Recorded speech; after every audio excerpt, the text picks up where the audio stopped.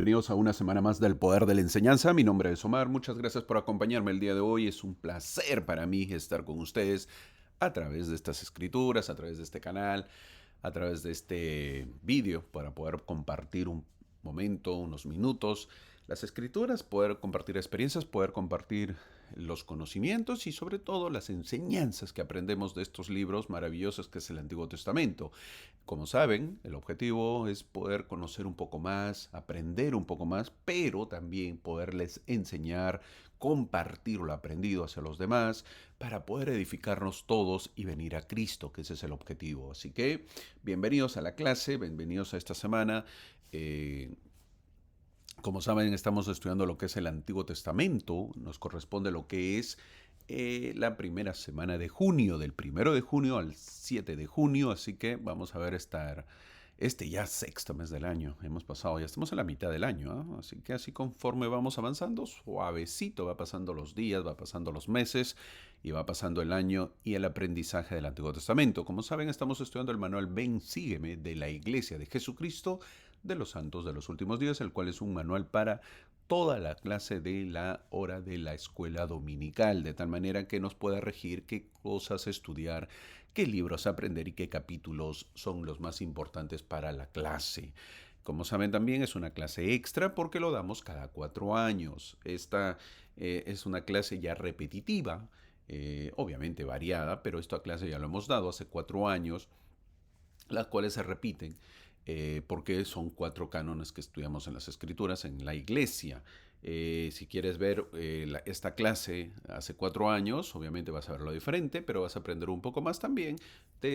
Y sugiero que puedas ver en la parte inferior, está la dirección de la clase, la cual puedes visitar, le haces clic y automáticamente te transmite a la siguiente clase de hace 4 años. Así que ves esta clase, ves la de hace 4 años, con tu lectura de las escrituras, vas a llegar a tu clase, pero sabiendo todo. Número 1 en la clase, ¿verdad? Y eso sobre todo para que puedas aprender, para que puedas saber de qué se trata y para que te pueda ayudar en la vida, de tal manera que también puedas enseñar a los demás, si eres un maestro.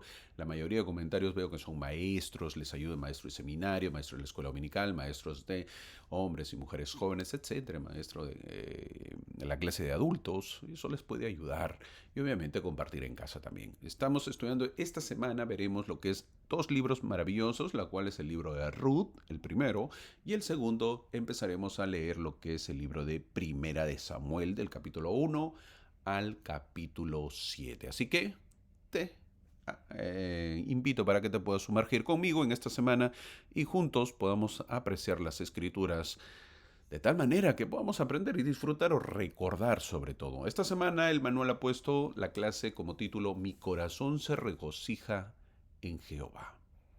Gran versículo o gran título que ha puesto para los libros de Ruth y Primera de Samuel del capítulo 1 al capítulo 7, en la cual vemos ahí en la imagen de Ruth con Noemí. Poderoso libro, un libro hermoso, ¿verdad? El libro en Ruth, la cual conoceremos la historia de estas 2 buenas mujeres que quedaron desamparadas y cómo aprenden a sobrevivir en un tiempo machista como es el tiempo de Israel hace muchos años. Así que antes de empezar, agradezco a los que nos siguen y comentan siempre, de verdad, sus comentarios para mí son grandísimos y de verdad que a veces me impulsa mucho.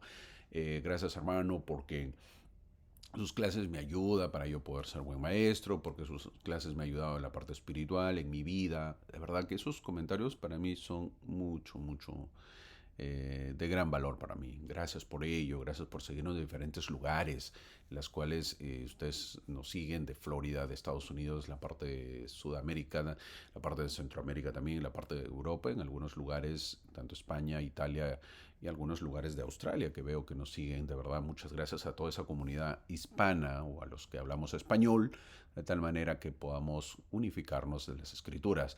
Gracias también por comentar en las diferentes plataformas como TikTok, Instagram y Facebook, que ya saben que estamos tanto en El Poder de la Enseñanza en TikTok, Instagram, El Poder de la Enseñanza en Facebook también, las cuales puedes encontrar este video, también puedes encontrar los que son versículos o párrafos o mensajes de las autoridades generales, historias, puedes encontrar algunas historias no conocidas, algunos consejos para que puedas verlos, tantos diversos tipos, de verdad, muy espirituales, te puede ayudar en la vida. Hay comentarios que dicen, hermano, no uso mucho TikTok y prefiero YouTube. No hay problema. Si no usas otra plataforma, no hay problema. También puedes verlo aquí en YouTube. También hay videos shorts que se llaman videos cortos, las cuales aparecen. Si estás suscrito solamente, siempre te van a ir apareciendo. Así que estás bombardeado por todas las redes sociales acerca de las cosas espirituales, si es que te agrada, si es que quieres aprender un poquito.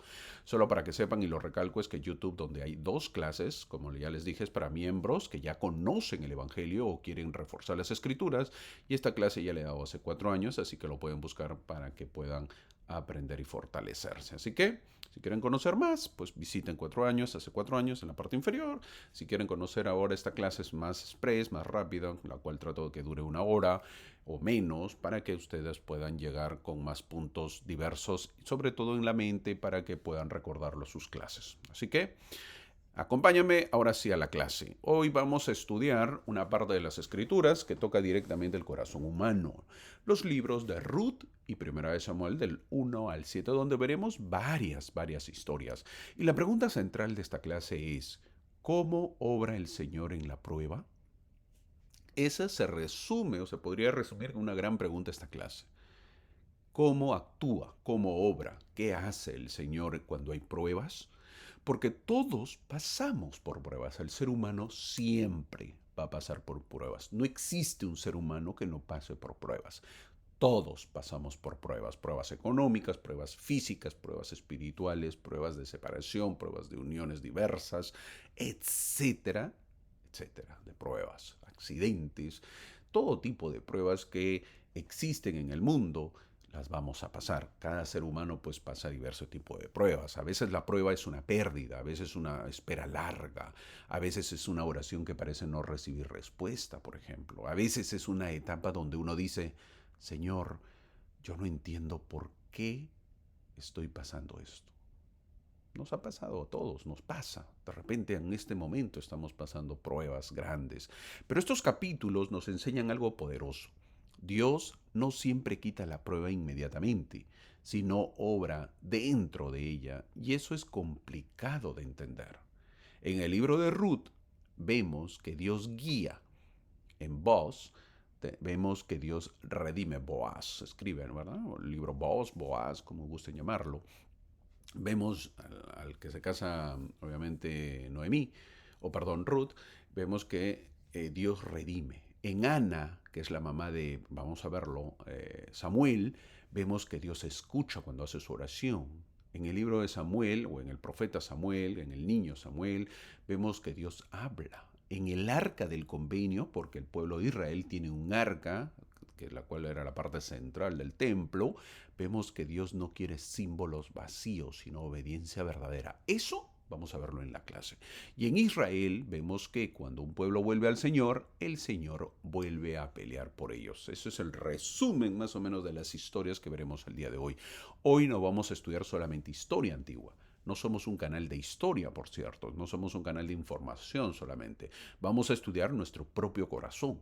Quizás la clase debe ser un poco de cardiología, ya que veremos el corazón de la persona. Porque quizá alguien que escucha esta clase está viviendo como Ruth. Sí, como Ruth del Antiguo Testamento, quizás. Quizás su vida sea que está caminando después de una pérdida. Vivir una pérdida es complicado, es difícil. Hermano, yo perdí a mi esposo, yo perdí a mi hijo. No solamente era mi hijo, sino también me ayudaba en casa porque yo soy una mujer viuda. Imagínense. O quizá alguien está como Noemí, sintiendo que la vida se le volvió amarga, pues, ¿no? Perder el esposo, perder los hijos. Muchos tienen una vida amargada y uno no sabe por qué está amargado. Pero sí, pues así es la vida. La vida a veces nos hace amargados. O quizá alguien está como Ana, orando en silencio por algo que todavía no llega. ¿Cuántos oran y oran esperando algo que todavía no llega? Quizá alguien está como Samuel, aprendiendo a reconocer la voz de Dios y ojalá que fuesen todos, pues, ¿no? Como Samuel. O quizá alguien está como Israel, llevando muchos símbolos, pero necesitando volver de verdad al Señor. Por eso esta clase tiene una invitación muy clara. ¿Y cuál es la invitación? Confiaré aunque no entienda. Ese es el objetivo. Ese es el propósito de la vida. Confiar aunque no entendamos. Orar con toda nuestra alma.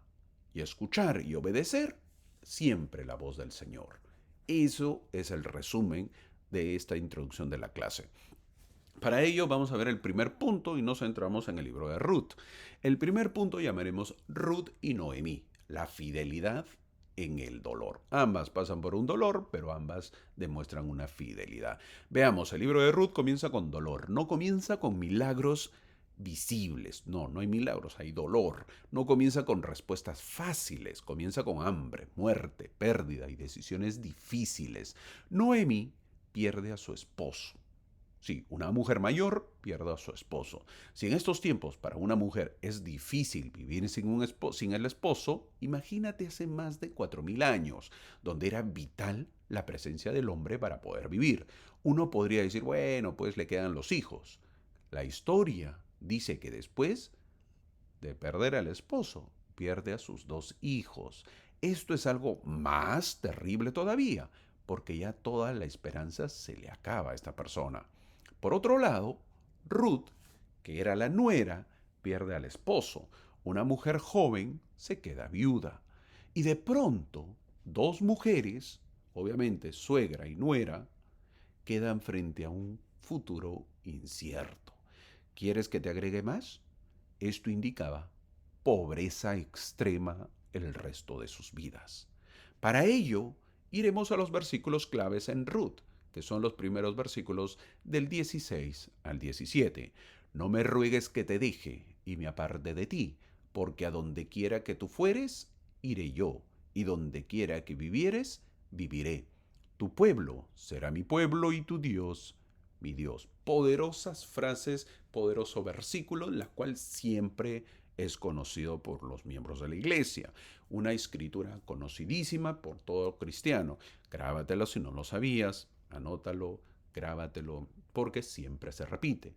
Ruth capítulo 1, versículos del 16 al 17. Este es uno de los momentos más hermosos del Antiguo Testamento. Es bello leer esto, es bello el poder saber que alguien se expresó de esa manera. Ruth no dice, yo te voy a seguir si todo mejora. No dice eso. No dice, te seguiré, suegra, si Dios me explica todo. No dice, te seguiré si el camino es fácil. Ruth decide caminar en fidelidad aun cuando el futuro no está claro. Y aquí hay una enseñanza profunda. La verdadera fe, mi amigo, no siempre nace cuando todo está bien. Muchas veces la verdadera fe se revela cuando todo parece perdido. La historia, supuestamente, es la siguiente. Una mujer con su esposo y sus 2 hijos y sus 2 nueras. Pierde el esposo esta mujer, se queda viuda, pero con 2 hijos. Inmediatamente pierde 2 hijos y se queda con las 2 nueras. Al estar 3 mujeres indefensas, una de ellas decide apartarse. ¿Por qué? Porque ya está sola. Obviamente no vivían dentro de Israel, donde pedían que el hermano, a pesar de ello, ya no habían hermanos con quien redimir o con quien casarse. Por lo tanto, una de las nueras decide apartarse. Obviamente, gracias suegra, me voy, tengo que rehacer mi vida, regreso con mis padres para buscar algún otro pretendiente, algún otro propósito, algún otro esposo en el futuro. ¿Está mal? No está mal, es parte de la vida. La otra mujer no hace eso, hace una milla extra. Yo me quedo contigo, suegra.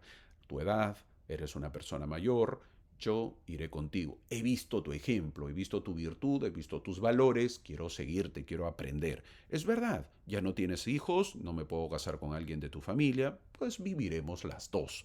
Yo me apiadaré de ti y te ayudaré en la pobreza. ¿Por qué? Porque no hay riqueza. Las escrituras no dicen que hey, vamos a ver una fortuna, vamos a ver una herencia. No, no existe eso. Por lo tanto, Ruth decide permanecer con Noemí. A pesar que Noemí le dice, bueno, eres libre. ¿Por qué? Porque ya no tengo hijos. ¿Puedes retirarte? No, suegra. A donde mandes, yo iré contigo.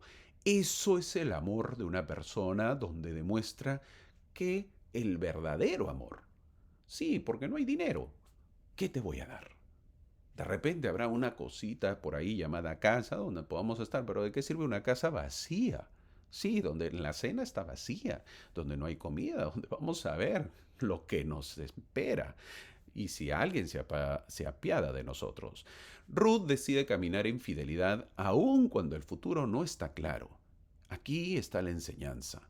Ruth no tenía garantías, no tenía esposo, no tenía seguridad económica, no tenía un plan perfecto, pero tenía un corazón dispuesto a caminar con fidelidad. ¿Qué tenía? Un corazón, algo que muchísimos de nosotros no tenemos. Pregunta, ¿cómo se lleva la nuera con la suegra en la mayoría de familias? ¿Mm? Hasta ahora hay bromas, hay chistes. ¿Cómo se lleva esa relación suegra-nuera, nuera-suegra, suegra-yerno, yerno-suegro? ¿Cómo se llevan? Ruth rompe los esquemas que existen. Se apega a donde no hay futuro. Noemí no representaba futuro, representaba desgracia, pobreza, crisis y mendicidad. Sí, así se dice, lo mendigo, la mendicidad. Y Ruth decide seguir allí. Esto, mi amigo, es muy espiritual, porque hay personas que solo quieren seguir a Dios cuando todo sale como esperan. Pero Ruth nos enseña que hay una fe más profunda.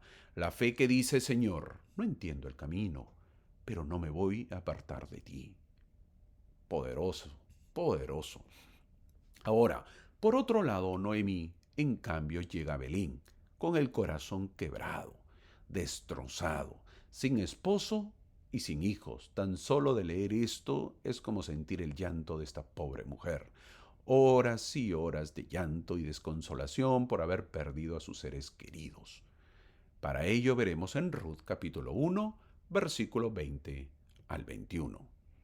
No me llames Noemí, decía ella, sino llamadme Mara, porque en grande amargura me ha puesto el Todopoderoso. Un dolor grande la cual pasa esta mujer. Noemí se siente vacía. Noemí se siente golpeada por la vida. Golpes fortísimos. Y eso también es importante, porque las escrituras no esconden el dolor de los fieles. A veces creemos que una persona espiritual nunca se siente triste. Y eso es falso. Pero Noemí nos muestra que una persona puede creer en Dios y aún así estar herida, estar triste y dolida. Puede tener fe y aún así llorar. Puede pertenecer al pueblo de Dios y aún así sentirse vacía. Pero aquí viene lo hermoso. Lo que no sabía Noemí y Ruth es que Dios ya estaba obrando, aunque Noemí todavía no podía verlo. Ella decía, volví vacía. Y no es del todo cierto, porque a su lado estaba Ruth, tremenda nuera, que levante la mano quien no desearía tener una nuera como Ruth. ¿Mm? Que levante la mano. ¿No nos encantaría conocer una nuera así? Noemí no volvió sola, prácticamente vino como una hija. Prácticamente ella viene, Noemí, con una hija. Ruth estaba con ella y Ruth sería parte del camino por el cual Dios iba a restaurar su historia. A veces nosotros también decimos, Señor, estoy vacío. Señor, perdí demasiado. Señor, no sé qué va a pasar. Pero tal vez Dios ya puso una Ruth. Sí, una Ruth en nuestro camino. Tal vez Dios ya preparó una puerta. Tal vez Dios ya está moviendo circunstancias que todavía no entendemos. Tengamos paciencia. En este punto aprendemos que la fidelidad, en este primer punto aprendemos la fidelidad en el dolor no significa que lloramos. Significa que nos soltamos a Dios mientras lloramos, mi amigo. Lloremos, pero al lado de Dios, junto a Él, agarrados, sostenidos a Dios. Ese es el verdadero lloro de un cristiano, de un creyente, de un fiel santo de los últimos días. Sí, yo paso problemas, pero al lado de Dios. Yo tengo problemas, pero no me sostengo, pero yo me sostengo en Dios. Yo paso vicisitudes, yo paso tormentas, pero siempre agarrados de la barra, siempre agarrados de Cristo. Gran enseñanza. Seguimos con el punto número 2. Pasamos a ver a Boaz, el Redentor, o Boaz, el Redentor. El Señor convierte la tragedia en triunfo. Ese es el título prácticamente de este segundo punto. La historia dice que Ruth llega a Belén sin riquezas, sin posición, sin seguridad. Por lo tanto, aprendemos de que, a pesar que tenía su esposo, a pesar que tenía sus hijos, la enseñanza es que de repente, pues obviamente vivía para el día a día. Obviamente una mujer que vive con su esposo y con sus hijos para el día a día. Es decir, no había riquezas, no había dejado riquezas. Gran enseñanza también de la cual aprendemos. ¿Por qué? Porque siempre hay que ir proveyendo, hay que ir trabajando para el mañana, para mayo, hay que guardar pan para mayo. Gran enseñanza porque uno puede partir y se queda desamparado. Eso vemos siempre. Entonces hay que tener mucho cuidado. En este caso, Ruth llega sin riquezas y hace algo humilde. ¿Cuál es lo humilde? Que Ruth, como la nuera, obviamente aprende en una ciudad porque ella era moabita. No era del convenio, no era del pueblo escogido. Por lo tanto, ella va a espigar. Sí, el trigo, donde se cae, donde se recoge a cosechar, las sobras va a recoger ella. Espigar era recoger lo que quedaba en los campos después de la cosecha, es decir, las sobras. No era una posición de honor, era una manera de sobrevivir. Pero Ruth no se queda paralizada por su dolor. Ruth actúa, Ruth trabaja, Ruth avanza con humildad. Veamos eso en Ruth capítulo 2, versículos del 2 al 3. Aquí vemos una frase muy importante. Ruth aconteció que llegó al campo de Boaz, dice el versículo 3. Parece casualidad, pero en las escrituras muchas veces lo que parece casualidad es providencia divina. Ruth no sabía que ese campo sería parte de su redención. No sabía que Boaz sería clave en su futuro. No sabía que Dios estaba preparando algo mayor. Y aquí hay una enseñanza poderosa. Cuando tú caminas con fidelidad, Dios puede guiar tus pasos aun cuando tú no sabes a dónde te estás llevando. Eso, mi amigo, es fe. Luego en la historia vemos que Boaz aparece como un hombre justo, bondadoso y protector. Y para ello leemos en Ruth capítulo 2 versículos del 11 al 12. Jehová recompense su obra y tu remuneración sea completa de parte de Jehová, Dios de Israel, bajo cuyas alas has venido a refugiarte. Fin del versículo. Qué frase tan hermosa. Has venido a refugiarte bajo sus alas. Ruth no solamente estaba buscando comida, Ruth estaba buscando refugio. Y Boaz reconoce que su refugio verdadero era Jehová. Después Boaz llega a ser el redentor familiar, dice la historia. Así que te invito a que la puedas leer antes para que la puedas comprender mejor si es que nunca lo has leído. La historia y la tradición decía que alguien tenía que rescatarla y no podía quedarse así si es que había familiares. Eso dice la historia, es decir, ya en el Antiguo Testamento, a través de las leyes de Moisés o a través de la ley mosaica, se había establecido que si una mujer quedaba, en otras palabras, separada o viuda del esposo, se podía casar con un familiar cercano, es decir, el siguiente hermano. Eso ya lo hemos visto en parte de la historia. Pero en este caso, Noemí no tenía más hijos, por lo tanto, los hijos se le acabaron. Pero también decía que si a pesar de eso no habían hijos, un familiar cercano, siempre y cuando pues esté o quiera también redimirla. En este caso era Boaz, sin saberlo, obviamente llega Boaz, el cual tiene dinero, el cual tiene cosechas, el cual tiene siembra y el cual era familiar de Noemí. ¿Casualidad? ¿O era que el Señor estaba preparando esa bendición? La historia y la tradición decía que si alguien tenía que rescatarla y no podía quedarse así, si es que había familiares. Boaz rescata la herencia, protege a Ruth y levanta esperanza donde parecía haber solo pérdida. Así dice en los versículos 14 y 15 del capítulo 4 de Ruth. Las mujeres le dicen a Noemí que el Señor no la dejó sin redentor. Al inicio Noemí dijo, volví vacía. Al final de este libro, la historia dice, Dios no te dejó sin redentor. Eso es hermoso, porque el mensaje de Ruth no es simplemente una historia romántica, mi amigo, es una historia de redención. Boaz apunta hacia una verdadera o hacia una verdad mayor.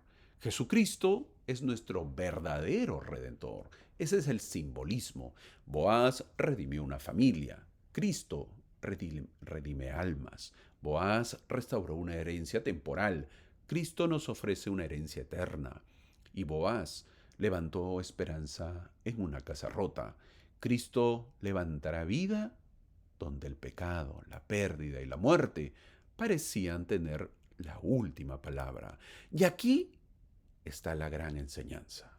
El Señor puede tomar una historia rota, destrozada, caída, y convertirla en una historia redimida. No siempre lo hace de la manera que imaginamos, ni en el tiempo que esperamos, pero en sus manos la pérdida no tiene la última palabra. Ruth terminó siendo parte de una línea familiar muy importante. De su descendencia vendría David. Y finalmente por esa línea vendría Jesucristo. Qué impresionante, ¿verdad? Ruth no sabía que su fidelidad silenciosa tendría consecuencias eternas. A veces tú tampoco sabes lo que Dios hará con tu fidelidad el día de hoy. Que quizás piensas, solo estoy haciendo lo correcto, solo estoy tratando de seguir adelante. Pero Dios puede tomar tu fidelidad humilde y convertirla en bendición para generaciones, amigo. En este segundo punto, aprendemos que cuando el Señor redime, es decir, rescata o perdona, no solo cambia una circunstancia, cambia el significado de la historia. Preparémonos porque nuestra historia puede ser cambiada. Y no te imaginas cuánto. Pasamos a un tercer punto, en la cual veremos a Ana. Para ello pasamos al siguiente libro, que es Primera de Samuel. El tercer punto es Ana ora. Dios escucha el corazón quebrantado de Ana. Ese es el título de este tercer punto. Pasamos a la historia de Ana, en la cual Ana tenía una herida profunda. Sí, como siempre las mujeres del Antiguo Testamento pasan por dolores profundos. Ella deseaba tener un hijo, pero no podía. Gran problema para una mujer. Y no solo vivía con ese dolor, también era provocada y humillada. Eso era lo horrible. Hay dolores que la gente ve, pero hay dolores que uno lleva en silencio. Y este dolor Ana lo llevaba dentro. Aún tenía un dolor silencioso, una oración guardada, una angustia que no todos entendían. Y para ello veamos Primera de Samuel, capítulo 1, versículo 10. Ella, con amargura de alma, oró a Jehová y lloró desconsoladamente. Fin del versículo. Esta frase es muy fuerte, con amargura de alma, dice el versículo. Ana no está haciendo una oración superficial, no está repitiendo palabras vacías. Ana está derramando el alma delante de Dios. Y eso nos dice algo. La oración verdadera no siempre es elegante. Es hermosa, es bonita de palabras.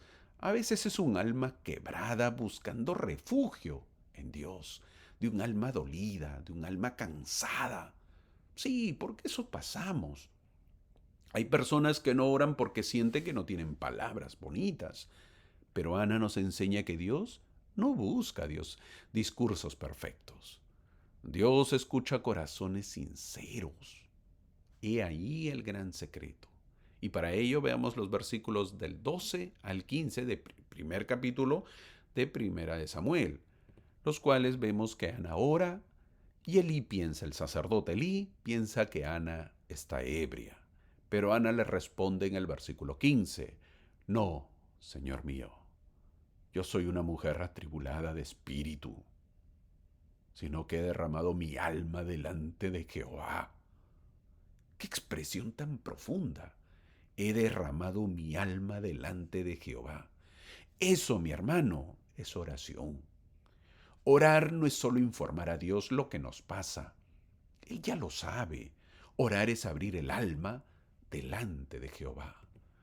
Es decir, Señor, aquí está mi dolor, aquí está mi espera, aquí está mi cansancio. Señor, aquí está mi deseo, aquí está mi corazón. Nuestras oraciones tienen que cambiar. Y algo cambia en Ana antes de que cambie su circunstancia. Para ello lo vemos en el versículo 18.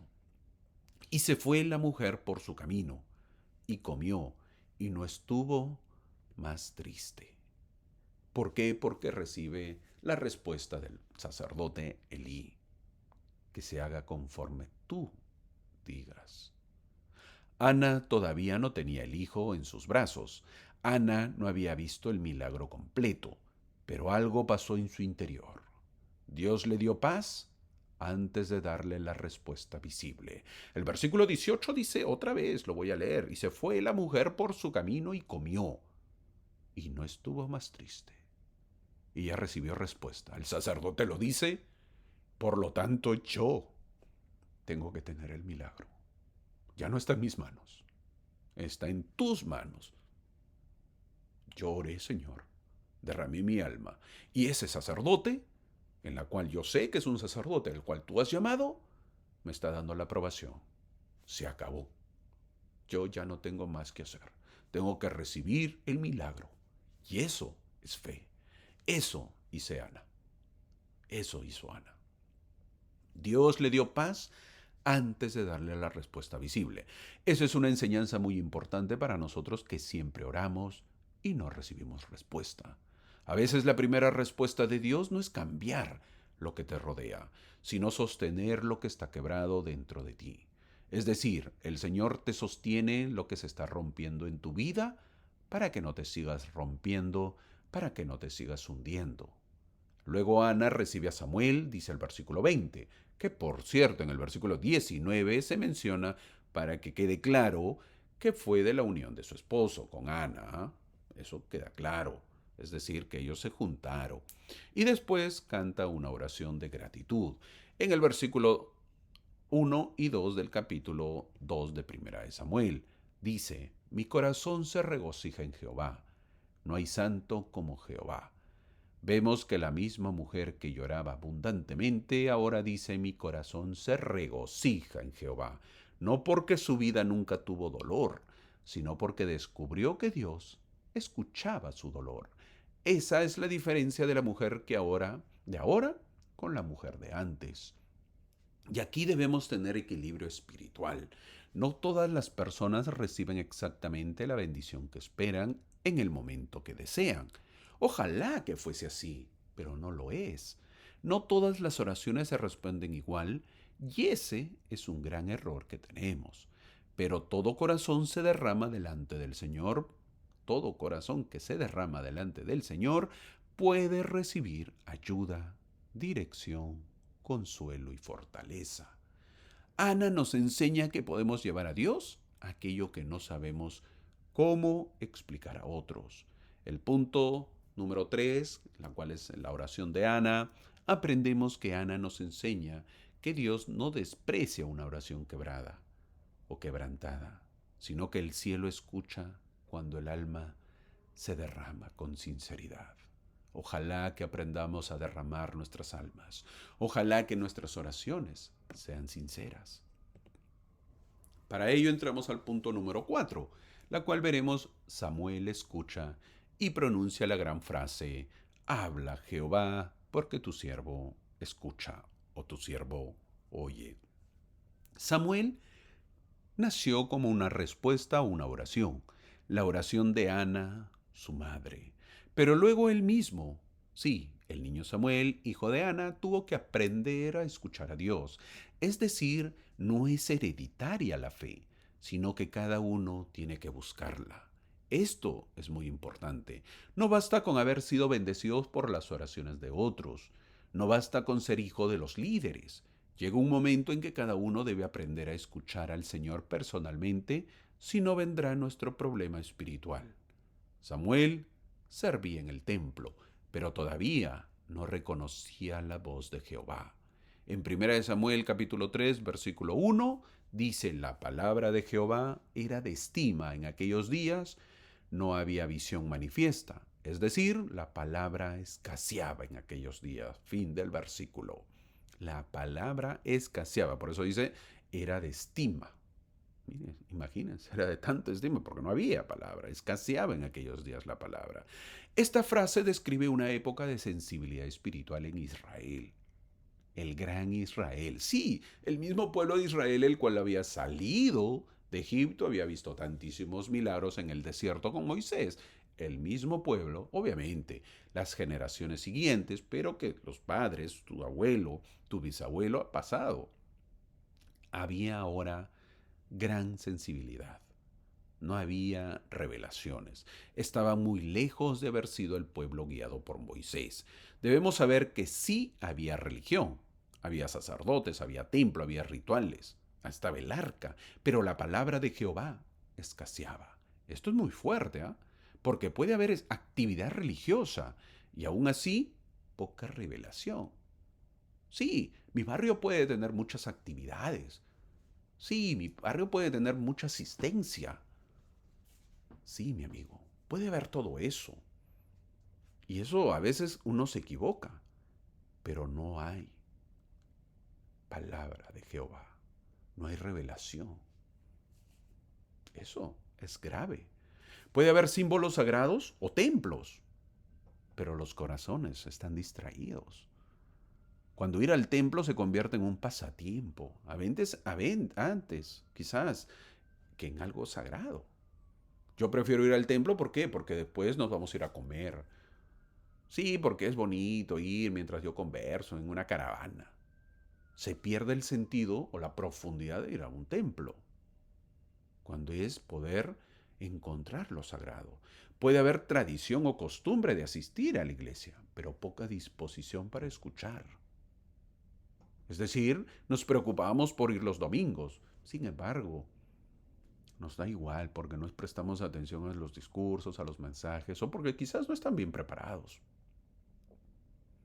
En medio de este problema de Israel, Dios llama a Samuel.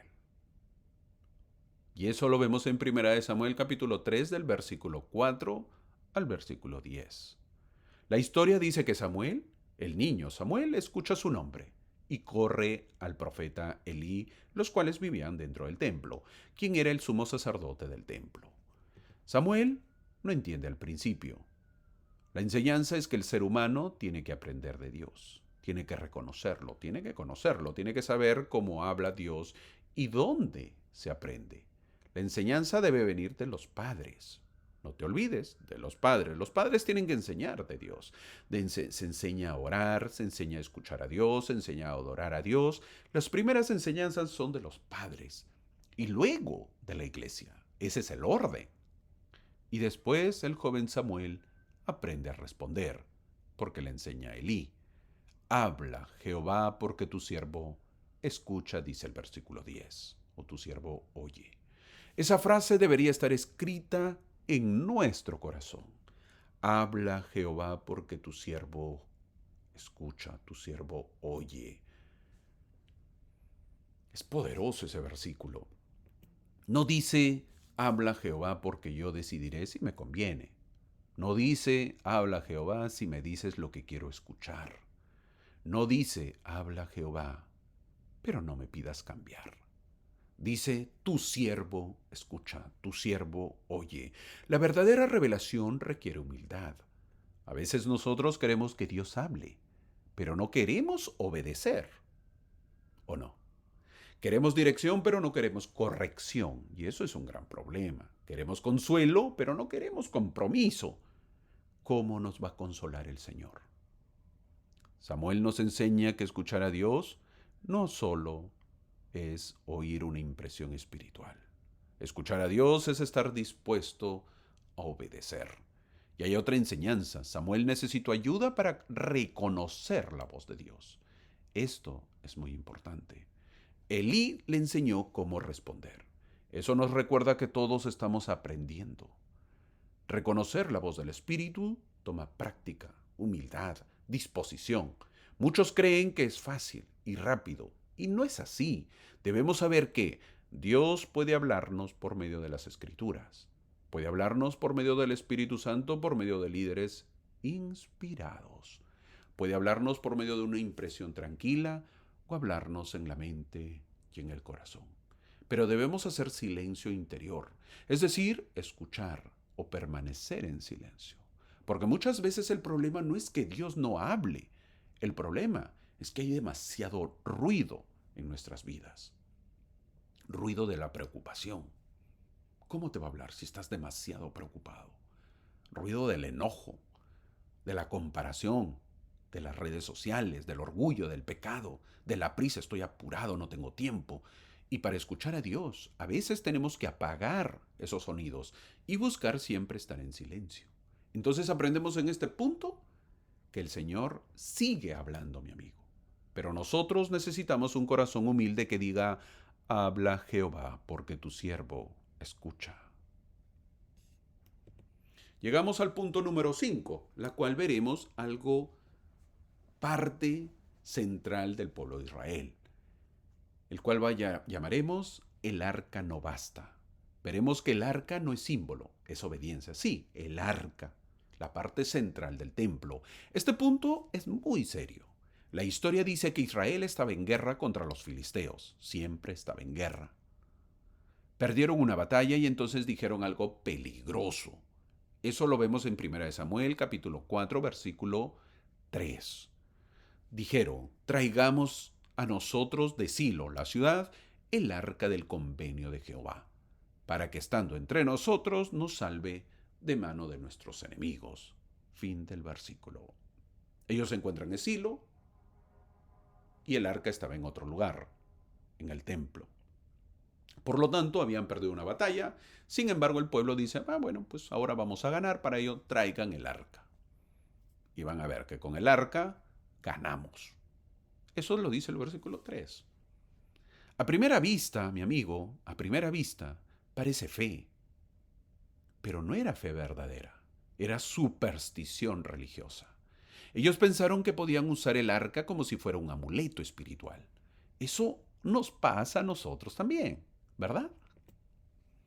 El arca era sagrada, no era un amuleto.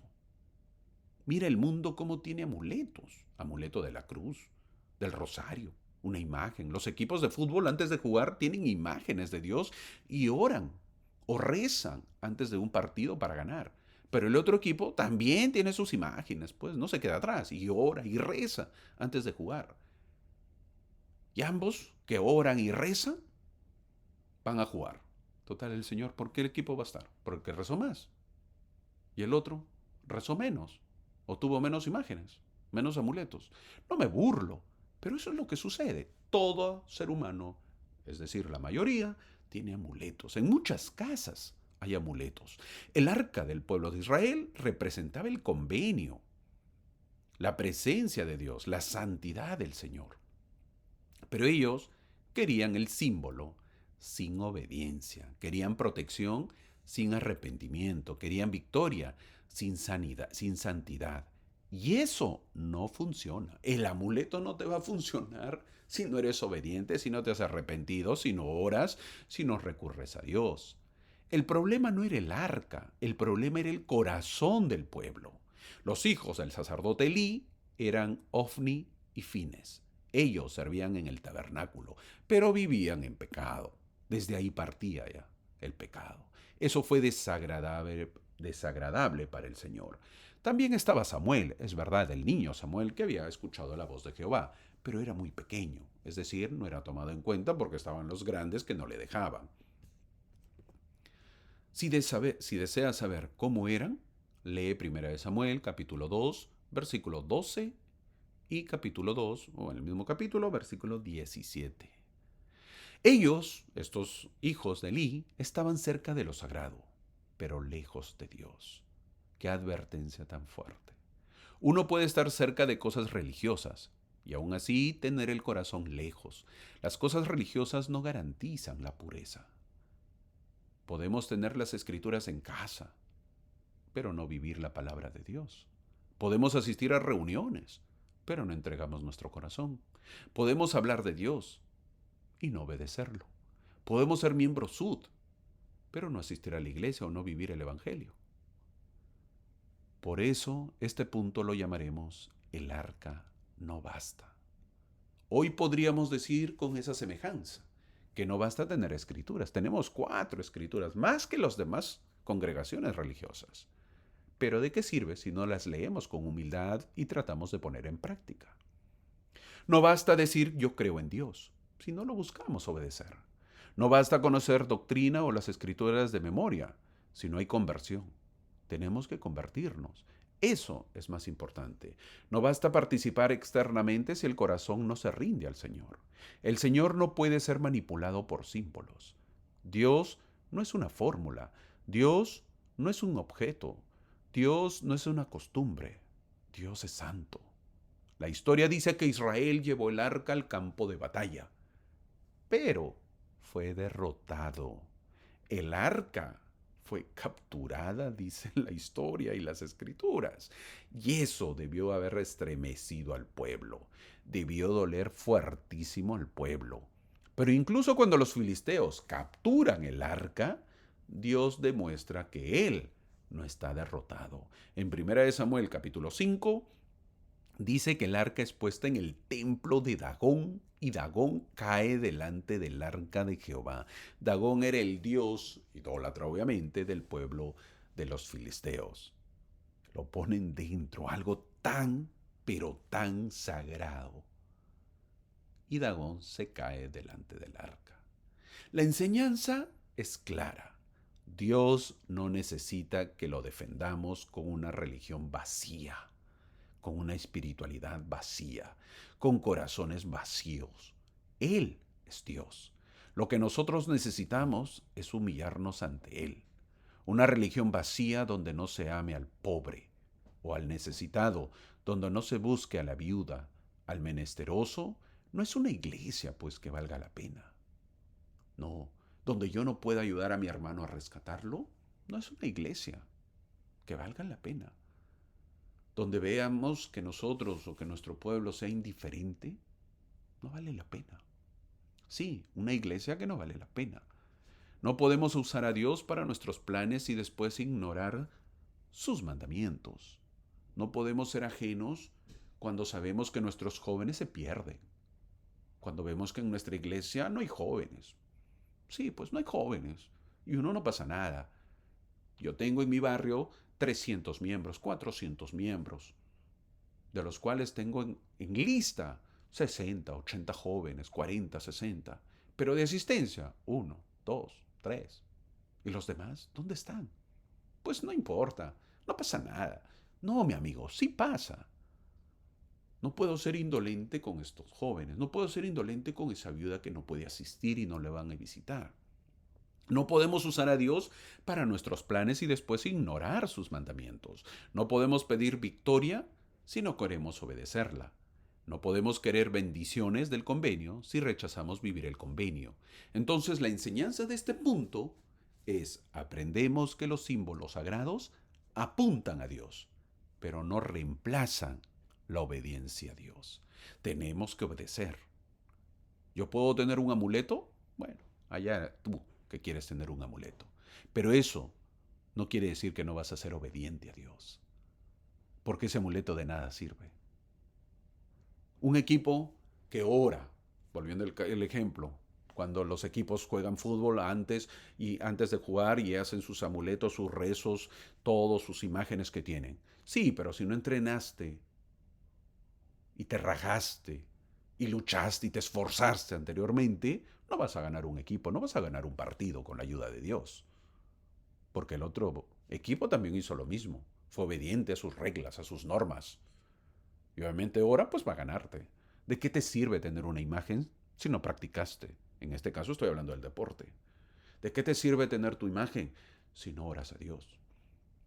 ¿De qué te sirve tener tu imagen, tu amuleto, si no eres obediente a los principios y valores de Dios? Poderoso, poderoso lo que estamos aprendiendo. Llegamos al último punto, el cual es el punto número 6, lo cual veremos un arrepentimiento. Lo llamaremos volver al Señor. Sí, arrepentimiento, ayuda y victoria. Si tú te das cuenta, las clases son de esa manera. Las clases que ha puesto el manual de Ven, Sígueme, obviamente por los líderes de la iglesia, es conocer la historia y terminar con una enseñanza. obviamente terminar con un arrepentimiento, terminar con nosotros qué podemos hacer, ¿verdad? Y en este caso es volver al Señor. Veremos, hasta ahí hemos visto los problemas, pero en este punto número 6, después de años de dolor para el pueblo de Israel por haber perdido batallas y por no tener el arca del templo, Israel empieza a lamentarse en pos de Jehová. Y Samuel les da una instrucción clara. Sí, Samuel ya está más grandecito, ya creció y da la instrucción. Eso lo vemos en 1 Samuel capítulo 7, versículo 3, diciendo, si de todo vuestro corazón os volvéis a Jehová, quita los dioses ajenos, y preparad vuestro corazón a Jehová, y solo a él servid, y os librará. Fin del versículo. Este versículo es clave. Veamos cómo actúa el Señor. El profeta Samuel no dice traigan otra vez el arca y todo se va a arreglar. No, eso no dice el profeta. Samuel dice, vuelvan de todo corazón, quiten los dioses ajenos, preparen su corazón y sirvan solo a Jehová. El profeta pide a su pueblo arrepentimiento verdadero. Arrepentirse no es solo sentirse mal. Arrepentirse es volver, es cambiar de dirección, es quitar del corazón lo que ocupa el lugar de Dios. Hoy quizá no tenemos ídolos de madera o de piedra, pero sí podemos tener otros dioses ajenos, como, por ejemplo, el orgullo, por ejemplo, el resentimiento, por ejemplo, la comodidad, nuestra supuesta imagen que tenemos, el dinero, los pecados que nadie más lo sabe, la aprobación de otros. Siempre queremos que otros nos aprueben, siempre queremos que nos aplaudan. El deseo de controlar todo, pues esos controladores. Es por eso que el profeta Samuel dice en el versículo 3, que hemos leído, si de todo vuestro corazón os volvéis a Jehová. No medio corazón, no una parte del corazón, no solo los domingos, conocidos como los domingueros, no solo cuando hay problemas, sino todo el corazón. Israel, dice la historia, que se reúne en Mizpa, ayunan y confiesan. Y dice en 1 Samuel capítulo 7, versículo 6, hemos pecado contra Jehová. Esa frase abre la puerta a la restauración, reconocer. ¿Y qué piensan que con los problemas todo se soluciona? ¿Mm? ¿Qué pasa? ¿Ustedes creen que reconociendo ya y restaurando todos los problemas se soluciona? Veamos lo que dice la historia. Mientras Israel se humilla y confiesa, los filisteos vienen contra ellos. Esto, mi amigo, es importante. A veces cuando uno decide volver a Dios, la oposición aumenta. Es decir, las cosas se vuelven más difíciles. Por eso, pero esa oposición no significa que hiciste mal. Puede significar que estás entrando en una batalla espiritual real y la pregunta es, ¿qué hago entonces? El profeta Samuel ora diciendo en los versículos del 8 al 10, le dicen el pueblo al profeta Samuel, no ceses de clamar por nosotros a Jehová nuestro Dios. Eso dice el versículo 8. Es el momento crucial para el pueblo, porque estás yendo a la guerra, donde es ganar para vivir, porque si no vas a morir. ¿Cómo te imaginas que debe ser tu fe en esos momentos?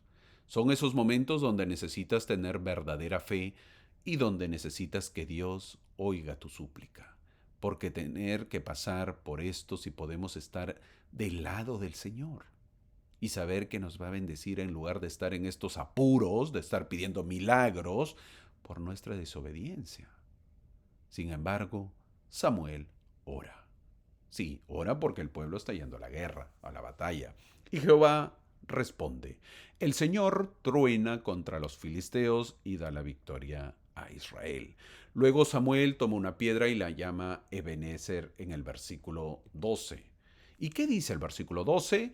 Hasta aquí nos ha ayudado Jehová. Qué frase tan poderosa. Hasta aquí nos ayudó Jehová. Pareció o parece que dijese hasta aquí y ya no te ayudo más. Pero no, se refiere hasta este lugar donde no te mereces que te ayude, yo te he ayudado así, hasta aquí. A pesar que no te lo mereces, te ayudo, te sigo ayudando. Ese o eso debe quedar grabado en nuestra alma. Mira hacia atrás tu vida, mi amigo. No para vivir en el pasado, sino para reconocer la mano de Dios. Hasta aquí te sostuvo, hasta aquí te levantó, hasta aquí te perdonó, hasta aquí te dio fuerzas, hasta aquí abrió caminos, hasta aquí no te dejó solo. Y si Él te ayudó hasta aquí, también puede ayudarte en lo que viene. Porque la enseñanza de este punto es, cuando un corazón vuelve al Señor, el Señor vuelve a ser su defensa. No lo olvidemos. Cuando un corazón vuelve al Señor, el Señor vuelve a defenderlo. Gran enseñanza. De esa manera estamos terminando la clase y para ello veremos todo el panorama completo. La clase termina con un resumen que diga, hoy yo haré 3 compromisos, porque esta clase no debe terminar solo con información, debe terminar con una decisión, porque después de estudiar a Ruth, a Boaz, a Ana, Samuel, el arca y el arrepentimiento de Israel, la pregunta es, ¿qué haré yo el día de hoy? ¿O qué haré yo en esta semana? Primero, hoy yo confiaré aunque no entienda. Es importantísimo confiar antes que entender. Ruth no entendía todo el futuro. Noemí no entendía por qué había perdido tanto. Ana no entendía por qué su bendición tardaba. Samuel no entendía al principio quién lo llamaba. Pero Dios estaba obrando. Entonces hoy yo debo orar y decir, Señor, aunque no entienda esto o todo, confiaré en ti. Aunque el camino no sea recto, caminaré contigo. Aunque no vea el final, no soltaré tu mano. Segundo, hoy yo oraré con toda mi alma y haré de la oración mi comunicación diaria con Dios. Ana nos enseña que la oración no tiene que ser perfecta, tiene que ser sincera. Hay oraciones que no salen con palabras elegantes, salen con lágrimas, salen con silencio, salen con suspiro, salen con una frase sencilla. Señor, ayúdame. Y eso también llega al cielo. Hoy yo puedo orar diciendo, Señor, no voy a esconderte mi dolor, no voy a fingir que estoy bien, voy a derramar mi alma delante de ti. Tercero, lo cual yo podré hacer esta semana o el día de hoy. Hoy yo escucharé y obedeceré la voz del Señor. Samuel nos enseña que el discípulo verdadero aprende a decir, habla Jehová porque tu siervo oye. Pero escuchar no es suficiente, hay que obedecer, porque Israel aprendió que los símbolos no reemplazan la obediencia y que la verdadera victoria viene cuando el corazón vuelve al Señor. Hoy yo puedo decir, Señor, háblame cuando leo las Escrituras. Háblame por tu espíritu. Corrígeme si es necesario, porque soy terco. Guíame si estoy confundido. Y dame un corazón dispuesto a obedecer en estos tiempos de tanta desobediencia. Entonces llegamos a la conclusión. Mis hermanos, mis amigos, el libro de Ruth y Primera de Samuel del 1 al 7 nos enseñan una verdad preciosa. El Señor obra en la prueba. Donde hay pruebas, el Señor obra. Cuando hay pérdida, Él guía. Cuando hay tragedia, Él redime. Cuando hay lágrimas, Él escucha. Cuando hay silencio, Él habla. Cuando hay religiosidad vacía, Él llama a la obediencia. Cuando hay arrepentimiento, Él da ayuda y victoria. Por eso la frase de Ana puede llegar a ser nuestra frase. Mi corazón se regocija en Jehová.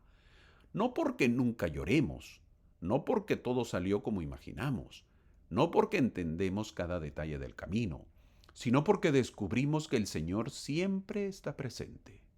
Estuvo con Ruth en el camino, estuvo con Noemí en su amargura, estuvo con Boaz en la redención y con Ana en su oración.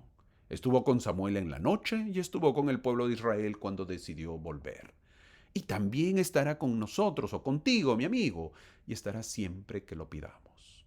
Si hoy estás en una etapa de pérdida, no camines lejos de Dios. Si estás esperando una respuesta, derrama tu alma delante de Él. Si estás confundido, aprende a escuchar la voz de Dios. Si has vivido solo de símbolos, vuelve al corazón del convenio. Si te has alejado, vuelve al Señor. Porque hasta aquí te ayudó Jehová. Y si Él te ayudó hasta aquí, no te abandonará ahora. Digamos, hoy yo confiaré aunque no entienda. Hoy yo oraré con toda mi alma. Hoy yo escucharé y obedeceré la voz del Señor. Y entonces aún en medio de la prueba diremos como Ana, mi corazón se regocija en Jehová. Que esta clase haya llegado a tu corazón. ¿Verdad que es una clase de cardiología? Eso esperamos. Que no solamente llegue a tu corazón físico, sino a tu corazón espiritual. Gracias por acompañarme, espero siempre tus comentarios. Espero que sigas en las escrituras, que las leas y las disfrutes. Gracias por ello y nos vemos la próxima semana.